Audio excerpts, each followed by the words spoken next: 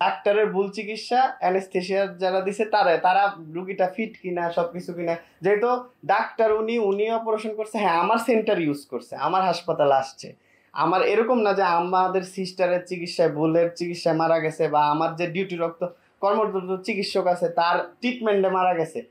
মূলত এটা অপারেশনের আগে বাচ্চা ভালো ছিল, অপারেশন করছে, অপারেশন করার পর বাচ্চা রিভার্স আসতেছে না, রিভার্স না আসার কারণে আমরা বলছি তাহলে রুগী রেফার করে দেন।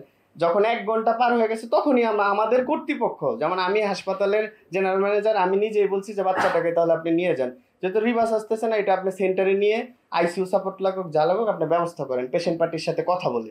পেশেন্ট পার্টিকে তো আমরা চিনি না, পেশেন্ট পার্টি মূলত হচ্ছে সার্জনের পরিচিত। তো উনি বলতেছে না এখন না, আমি আরেক কিছুক্ষণ দেখব।